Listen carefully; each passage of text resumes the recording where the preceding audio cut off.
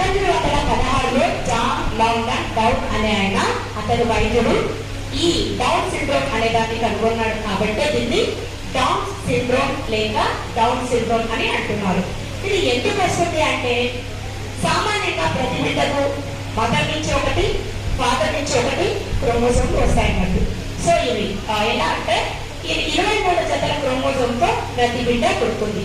అయితే down syndrome ఉన్న బిడ్డ మాత్రము 23 జతలు అంటే 46 క్రోమోజోమ్లు కదా, 47 క్రోమోజోమ్లతో పుడుతుంది.